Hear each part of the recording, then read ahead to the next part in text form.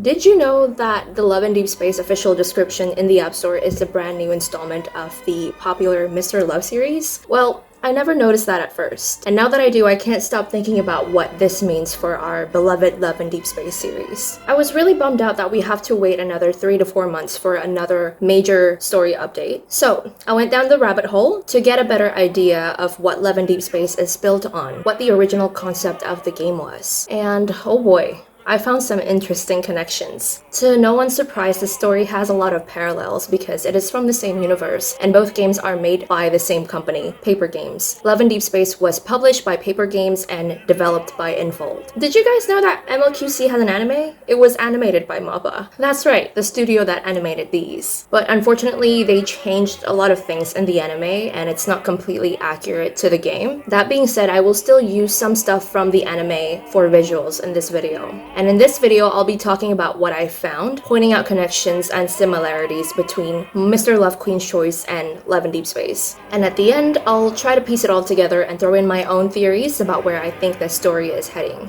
Okay, so disclaimer, this video is going to be very lore heavy, and if you just started playing Love and Deepspace, you might not understand everything I'm going to talk about in this video. So if anything feels confusing, I highly recommend watching my other videos where I break down each character's lore. It will help you get a general understanding of what's happening before jumping into this video. Okay, when I said I went down the rabbit hole, I did not spend fucking 400 hours scrolling and grinding through the game just to understand the lore. Most of my understanding of this game came from this 200-page summary that I found, and seriously, shout out to whoever wrote this. This is a whole ass novel, man. I also learned a lot of things from this page as well, and a bunch of Tumblr posts from people who have summarized and translated the game chapters and other fan discussions as well. I will link everything I used down in the description, so you can have a read too if you want. Also, MLQC players, if you're out there, if you're watching this, guide us. Guide me. Feel free to write long paragraphs in the comments. Let's yap together and tell us what you know, because obviously you know way more about the lore than I do. This game has 6 years worth of content, and my little brain cannot handle that much lore. So I am sorry if I got anything wrong or missed a major plot point. And as per usual, feel free to have a discussion down in the comments. I read every single one.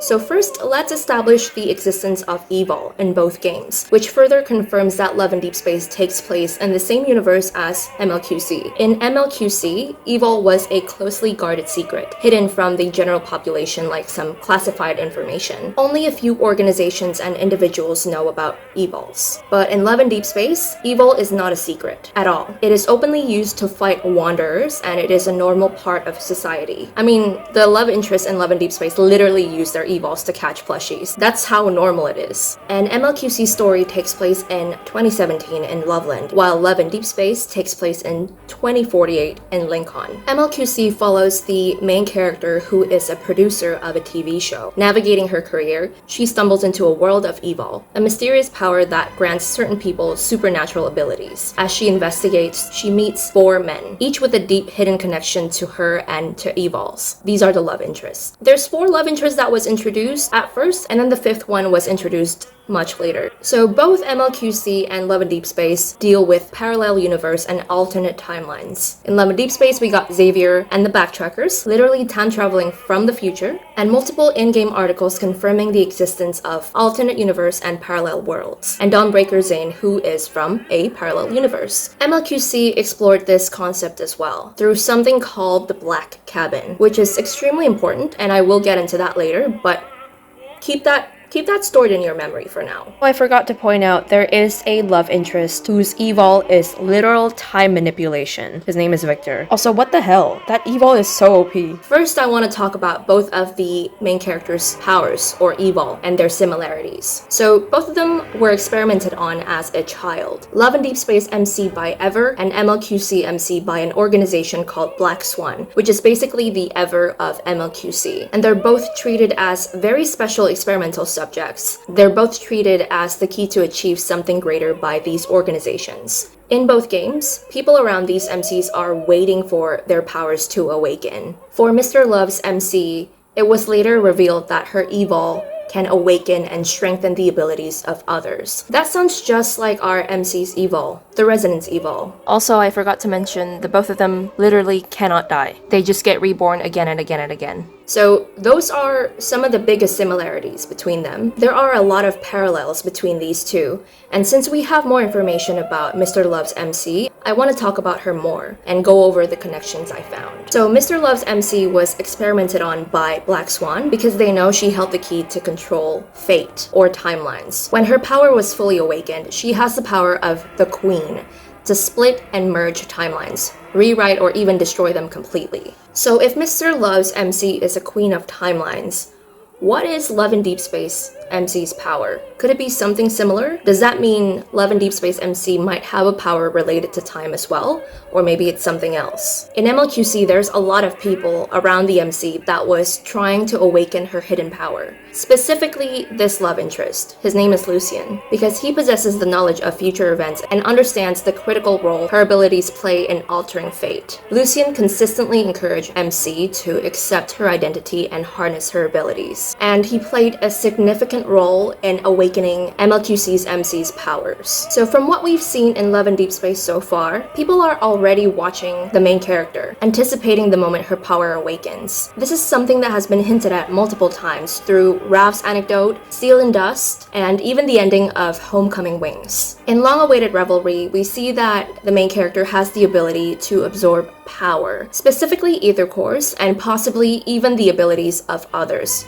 based on what we learned in Sealed in Dust. This ability is something that other characters seem to expect from her. So I want to bring up these things that Sylus said to our main character in Long-Awaited Revelry. So he tells her, "From your past to your future, to even all the crimes you'll inevitably commit." And then after she absorbs an ether core's power for the very first time, he says, "Sylus? Its power belongs to you now. Naturally, the vessel will break as a result. Well, isn't this what you wanted? And then she gets a vision of his dragon myth, and when she asked, why am I getting these visions, he says, It's not a big deal. From now on, you'll be seeing more things like that. These two lines especially stand out. You'll be seeing more stuff like that from now on, and all the crimes you'll inevitably commit. It almost sounds like he knows exactly what's coming next. Like he's seen this before, and that he's guiding MC towards a future he already understands. I think we moved on from these things that Sylus said to MC a little too fast. Because what do you mean, all the crimes you'll inevitably commit? What do you know? And what exactly have you witnessed? I think Sylus knows more about what's gonna happen than he lets on, just like Xavier. In Xavier's branch, he also speaks in a way that suggests he already knows what's coming. I mean, yeah, he's from the future, so he knows. So could Sylus have a similar awareness of what's going to happen in the future? Has he experienced a different timeline with our main character, other than the Dragon Myth timeline? Is that what he's implying? So I'm going to reference the Black Cabin from MLQC really quickly. This is basically a hidden space that allows the MLQC MC to see alternate timelines, parallel worlds, and different versions of reality. Black Cabin isn't just a place, it was almost like a gateway to different possibilities where she could witness past and future events that already happened or might happen. This is a realm where Mr. Love's MC can observe and access different world lines, parallel universes that exist separately but influence each other. So, this made me think of Zayne's lore. So main story Zayne lost control of his evil when he was 12 and almost killed our main character. And Dawnbreaker Zayne from a parallel universe where MC does not exist, he started peeking into main story Zayne's universe via his dreams when he turned 12. Obviously, these two parallel universes exist separately and they do affect each other. So are we seeing the same pattern? In MLQC, the Black Cabin is tied to the main character's awakening as the Queen. It was the key to unlocking the main character's full power, and the moment when she truly became aware of the bigger picture. It was a turning point that confirmed her ability to navigate and influence different timelines. So if Love and Deepspace is following a similar pattern, what's going to be our black cabin moment? And then there's the Eye of Ether from Sylus's anecdote, and we still don't know exactly what it is. But we do know that Sylus came to Earth looking for it. But what the heck is it? Did he achieve his goal? Does he have it now? Is the Eye of Ether the black cabin of Love and Deepspace? I came to this conclusion because once our main character resonated with Sylus for the first time, that's when things really started happening. Resonating with Sylus was a major moment because only then did we start seeing MC gets visions of the myths from him and the other love interest in their branches. This never happened before. It was only after she resonated with him that we started seeing these glimpses into something bigger. So what I'm trying to say is Sylus helping her awaken her power? In MLQC, all 4 love interests played a role in awakening the main character's power, and multiple characters already knew she was destined for something greater. Are we going to see a similar pattern in Love and Deepspace? Why did Sylus say these words? So I found something again while editing and reviewing the footage for long-awaited Revelry. So in MLQC, the main character has this alter ego that would sometimes speak to her, and she can sometimes hear her voice. This alter ego is the Queen identity. The Queen is the fully awakened version of the MLQC MC. She is the one who's capable of controlling timelines, rewriting fate, and breaking the cycle of destruction. The connection that I'm trying to make is that these voices Devour him. Do that until you gain the power you always dreamed of. Devour him. He's yours. Is that our Love and Deepspace MC's quote-unquote alter ego, like the fully awakened version of her speaking to her, like wanting to be awakened? Guys, am I tweaking? MLQC players, if you're here, please, please, what are your thoughts? Do you think that, well, obviously Love and Deepspace is kind of following the same pattern, but do you think that the plot of Love and Deepspace is going to follow the exact same plot of MLQC? Dude, what is her power? I can't wait for the next main story update. I can't believe I have to wait 3 to 4 months for the next update. And we still only have 1 anecdote from Sylus. Info, please. I need more information. I have a feeling that Sylus's next anecdote is going to be about him in a different timeline, perhaps from the future. I don't know. It's just a feeling. I'm just putting that prediction out there in case it comes true. I feel like they're holding back on it because it might reveal something major they don't want us to know yet. Okay, next I want to talk about the villains, or rather who both games are pointing to as the big bad. So in Love and Deepspace, it's EVER. They're experimenting on kids, planting mind-controlling chips on people, turning people into wanderers, and implanting human consciousness into the digital world, all in their pursuit of immortality. And based on what Professor Lucian said at the end of Caleb's myth, I guess they're trying to create the perfect human. That's what we know so far. In MLQC, it was kind of the same thing at first. Black Swan was portrayed as the big bad, a secretive organization conducting inhumane experiments, manipulating the main character, and causing large-scale crises. But their true goal ran much deeper than just control. They're not just a group of scientists or rogue evolvers, they were from the future. And because of their knowledge of what's going to happen, they were trying to force a new future into existence. And to do that, they needed the main character's power, because she was the only one capable of breaking or maintaining the cycle. When I learned about their motives and the fact that they came from the future, I immediately thought about the Backtrackers. I'm pretty sure we all collectively knew that they're working with EVER, especially the Xavier mains, the ones who really understand his lore. You guys already know. So unlike Black Swan, which was actually from the future, I think EVER is receiving guidance from people who came from the future, from the Backtrackers. Well, this is kind of insinuated in Xavier's branch, where it's said that EVER is backing up Soren, a former Backtracker, and the person causing all the chaos in Xavier's branch. And just like Black Swan, they're trying to force a future they want into existence. Because the Backtrackers are inherently stuck on Earth. They followed Xavier, and they've been stranded on Earth for God knows how long, like, what, 200 years? And this is all because Xavier refused to sacrifice his crush in his original timeline to keep his own planet alive. They're trapped in the past because of this lover boy. So it makes so much sense that they would hate him. It makes so much sense why they're working with EVER. Also, we still don't have a solid explanation on how he got that collar with EVER's logo on it. He got it when he was younger during his first meeting with MC in his timeline, which was in the future, where Earth no longer exists. So why I know I'm repeating myself. I've said this in my previous videos, but I'm just so frustrated because we still don't know how he got it. Also, after learning about the true enemy of MLQC, if Love and Deepspace is going to follow the same pattern, then I think EVER isn't the true enemy here. So in MLQC, it was later revealed that the real enemy, the biggest threat, was not Black Swan. It was not an organization or a person, it was fate itself. It was because of the cycle of their world. No matter what happened, the world would always reach the same outcome: destruction, collapse, and then a reset. Everything would start over. Slightly different, but never really changing. They're stuck in a time loop. Does that sound familiar? No? Well, let me play you the prologue of Love and Deepspace. Traceback 2 is about to pass the event horizon and enter the black hole. We are stuck in this loop. This never-ending journey. Yeah, I don't know. I don't know if time or fate is the real enemy in Love and Deepspace. Maybe that's why the writers placed that scene right at the beginning of the story, kind of like foreshadowing us. But yeah, there you go. There's that connection. If in the end the MC and all the love interests are actually fighting against fate itself, that is going to be...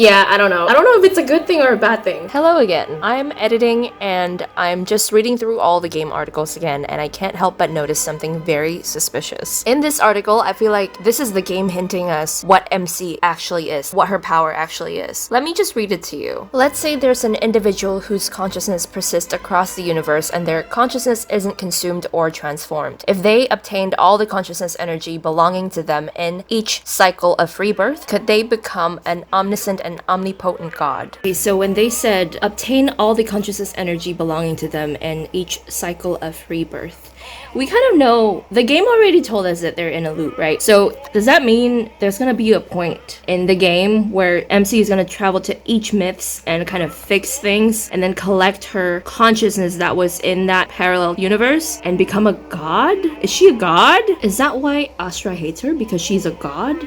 Wait. My brain hurts. I don't know. I'm just gonna leave this information here and you can make the connections if you want. There is so much angst in MLQC that it's making me nervous for Love and Deepspace because this came from the same devs. They have a whole set of cards about each love interest dying. Yes, that's right. The love interest dying. I don't know what I'll do or how I'm gonna react if the devs decided to do this in Love and Deepspace. Because we're already losing our minds and bawling over my dragon is gone and my star has left me. What's gonna happen to us if they decided to do this? Are we all just gonna collectively combust from sadness? I don't even know. It got me nervous. And in MLQC, there's a part where the main character dies at some point. She was killed by one of the love interests, but instead of dying, she gets sent into a whole-ass parallel universe called Eternal Winter or something. So, in Zayne's branch, and the ending of that branch, are they hinting that we're gonna get an arc that includes Dawnbreaker Zayne? Is our MC gonna end up stuck in a parallel universe too? After doing this research, I'm genuinely scared of the angst that's coming and where the story is heading. But hey, at least we can rest assured that it's going to be good, like really, really good. It's gonna be juicy, emotional, and it's gonna feed us all. Because we already know how much care and love the writers put into this story. Well, I guess there's other things that we can look forward to as well. It's not all angst. After 6 years of running in China, they released a lot of spicy cards. And I'm talking about doing the deed in the car spicy. And yes, I'm bringing this up to cope with the fact that I need to emotionally prepare myself for the angst that's coming. Yes, I am disguising the anxiety with spicy content. That's what I'm doing. Anyway, I don't really know if people are gonna find this video interesting because it's super lore heavy and I am talking about another game other than Love and Deepspace. But if you've made it this far, thank you for watching. Honestly, I had so much fun researching for this video. This is the most fun I've had, I think. Connecting the dots, going down the rabbit hole. I really had a lot of fun. So thank you so much for the person who made this comment. You are the inspiration behind this video. This video was supposed to be an MC video, but I realized I don't have enough information to form a solid conclusion about what she actually is, which is why I ended up spiraling into this deep dive. Anyway, leave a like if you want, and subscribe if you like my content, and thanks for watching. I'll see you in the next video. Bye!